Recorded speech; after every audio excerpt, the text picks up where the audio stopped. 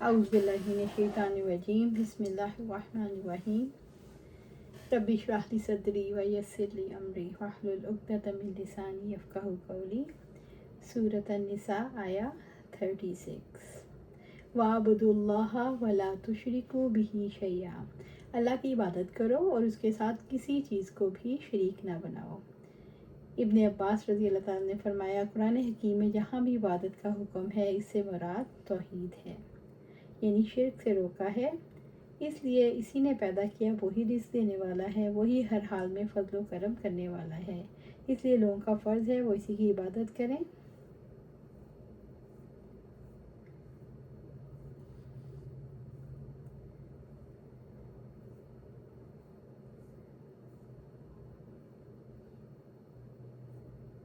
وَبِالْوَالِدَيْنِ احسانًا، اور والدین کے ساتھ احسان کرو۔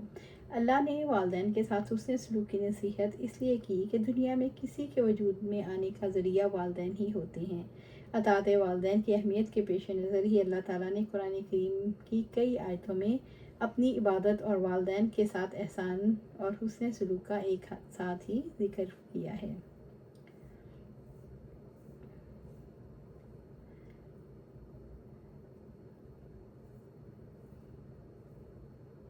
وَبِذِي الْقُرْبَى، اور رشتہ داروں سے حسن سلوک۔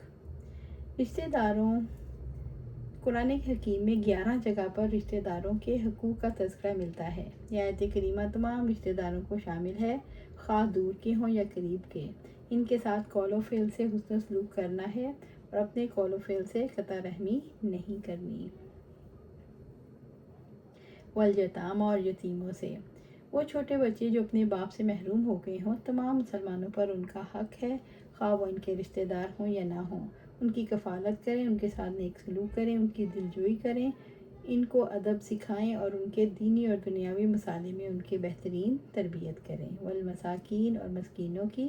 مسکین وہ لوگ ہیں جن کو فقر و حاجت نے بے حرکت اور عاجز کر دیا ہو، جنہیں اتنی ضروریات زندگی حاصل نہ ہوں جو ان کی کفالت کر سکیں، اور نہ ان کو جن کے یہ کفیل ہوں۔ بس اللہ تعالیٰ نے حکم دیا ان کو ضروریات زندگی مہیا کی جائیں، ان کا فقر و فاقہ دور کیا جائے، لوگوں کو بھی اس کی ترغیب دی جائے اور حتی الامکان ان امور کا انتظام کیا جائے۔ والجار ذی القربى، اور رشتہ دار ہمسائے۔ آپ صلی اللہ علیہ وآلہ وسلم فرماتے ہیں، مجھے جبرائیل علیہ السلام پڑوسیوں کے بارے میں یہاں تک وصیت کرتے رہے کہ مجھے گمان ہوا شاید یہ پڑوسیوں کو وارث بنا دیں گے۔ والجار الجنوبی، اور اجنبی ہمسائے۔ اجنبی ہمسائے وہ شخص کہ اس کے اور آپ کے درمیان کوئی رشتہ داری نہ ہو، پڑوسی جو قریبی نہ ہو۔ پڑوسی کا دروازہ جتنا قریب ہوگا اس کا حق اتنا ہی زیادہ ہوگا۔ والصاحبی بالجنبی، اور پہلو کے ساتھی، اس سے مراد دوست اور ہم نشین ہے، ایسا شخص بھی جس سے کہیں کسی وقت ساتھ ہو جائے۔ وابن السبیل، اور مسافر۔ اور قریب الوطن شخص جو دور اجنبی شہر میں ہو، خواہ وہ محتاج ہو یا نہ ہو، اس کی شدت احتیاج اور وطن سے دور ہونے کی وجہ سے مسلمانوں پر اس کا حق ہے کہ اسے نہایت انس و اکرام کے ساتھ اس کے مقصد تک پہنچائیں۔ وَمَا مَلَكَتْ أَيْمَانُكُمْ، جن کے مالک تمہارے دائیں ہاتھ ہوں، یعنی غلام اور کنیزیں۔ اس کا اطلاق گھروں، دکانوں، ملوں، کمپنیوں اور اداروں کے تمام ملازمین اور نوکروں پر ہوتا ہے، کیونکہ یہ بھی غلاموں سے ایک اعتبار سے مشابہت رکھتے ہیں۔ ان اللہ لا يحب من کان مختالا فخورا، یقیناً اللہ تعالیٰ ایسے شخص سے محبت نہیں کرتا جو اکڑنے والا، فخر کرنے والا ہو، یعنی غرور کرنے اور اکڑنے والا۔ یہ وہ لوگ ہیں جن کا فخر اور تکبر ان کے حقوق کو ادا کرنے سے مانے رہتا ہے۔ مغرور انسان فخر کی وجہ سے اپنے آپ کو ہی بڑی چیز سمجھنے لگتا ہے، اپنی کمائی کو اپنا حق سمجھتا ہے، کمزور رشتہ داروں یا محتاجوں سے تعلق جوڑنا اپنے مقام سے نچلے درجے کی چیز سمجھتا ہے، ریاکاری کرتا ہے۔ جب انسان صرف اللہ کا بندہ بن جاتا ہے، جب وہ تمام ہدایات اللہ تعالیٰ سے لیتا ہے، جب وہ کام اللہ کی رضا کے حصول اور آخرت کی اجر کی امید کے لیے کرتا ہے، تو انسان کا کام احسان کے لیول تک پہنچ جاتا ہے۔ سورۃ نساء آیا 37۔ الذین یبخلون، وہ لوگ جو بخل کرتے ہیں، جو دوسروں کے حقوق ادا کرنے میں تنگ ہو، یعنی اپنا مال اللہ تعالیٰ کے حکم کے مطابق والدین، رشتہ داروں، یتیموں، ضرورت مندوں، بیوی، بچوں، مسافروں، لونڈی اور غلاموں پر خرچ نہیں کرتے اور اس میں سے زکوٰۃ نہیں نکالتے۔ الذین یبخلون یامرون الناس بالبخل، وہ لوگ جو بخل کرتے ہیں اور لوگوں کو بھی بخل کا حکم دیتے ہیں۔ اللہ تعالیٰ نے بخیلی کو کافرانہ طرز عمل قرار دیا۔ بخیل انسان دوسروں کی فیاضی کی وجہ سے اپنے بخل پر پردہ ڈالنا چاہتا ہے تاکہ اس کی بخیلی کا بھانڈا نہ پھوٹے۔ الذین یبخلون یامرون الناس بالبخل، وہ لوگ جو بخل کرتے ہیں اور لوگوں کو بھی بخل کا حکم دیتے ہیں۔ وَيَكْتُمُونَ مَا آتَاهُمُ اللَّهُ مِنْ فَضْلِهِ، اور اللہ تعالیٰ نے جو کچھ انہیں اپنے فضل سے دیا ہے اسے چھپاتے ہیں۔ اللہ تعالیٰ کے فضل کو چھپانے سے یہاں مراد علم کو چھپانا ہے۔ یہود نے نبی صلی اللہ علیہ وسلم کی صفات کو چھپایا جس کے دلائل تورات اور انجیل میں تھے۔ وَأَعْتَدْنَا لِلْكَافِرِينَ عَذَابًا مُهِينًا، اور ہم نے کافروں کے لیے ذلیل کرنے والا عذاب تیار کر رکھا ہے۔ بخیل کو مال سے انتہائی محبت ہے، اس کی عادت نہیں کہ لوگوں کے حقوق کا خیال رکھے اور ان پر خرچ کرے اور ہر طرح سے ناشکری کا اظہار کرتا ہے۔ اللہ تعالیٰ کے فضل پر پردہ ڈال کر اسے چھپاتا ہے اور کہتا ہے میں خود فقیر ہوں، میرے پاس کیا ہے۔ سورۃ نساء آیا 38۔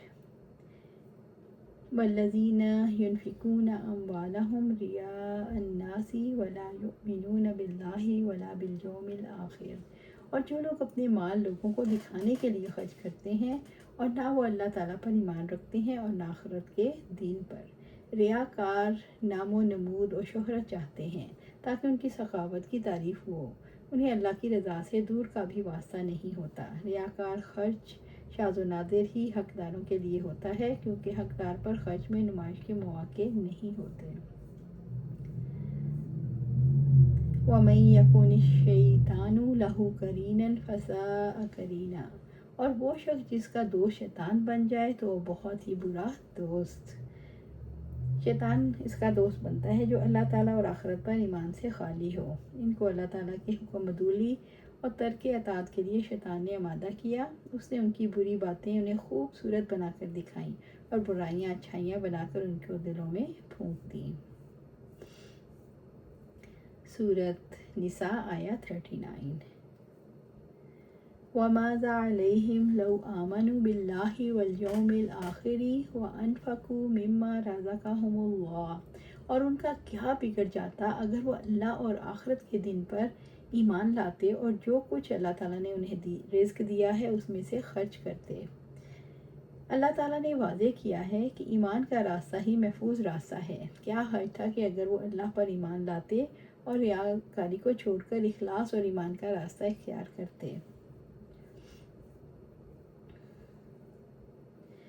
وَقَانَ اللَّهُ بِهِمْ عَلِيمًا، اور اللہ تعالیٰ ہمیشہ سے انہیں خوب جاننے والا ہے۔ اللہ تعالیٰ علیم ہے، نیتوں سے خوب واقف ہے۔ اللہ تعالیٰ نے متکبر، مغرور، بخیل اور حریص لوگوں کو اپنی صفت علیم کا شعور اس لیے دلایا تاکہ لوگ اپنے دل اور زندگی کے معاملات پر اللہ تعالیٰ کو گواہ محسوس کر کے ان برائیوں سے بچ سکیں۔ سورۃ نساء آیا 40۔ ان اللہ لا یظلم مثقال ذرہ، یقیناً اللہ تعالیٰ کسی پر ذرہ برابر بھی ظلم نہیں کرتا۔ اللہ تعالیٰ نے اپنے کمال عدل کی خبر دی ہے، وہ عادل ہے، ظلم سے پاک ہے، وہ کسی پر ظلم نہیں کرتا اور وہ ہر ایک کو اس کے عمل کا پورا پورا بدلہ دے۔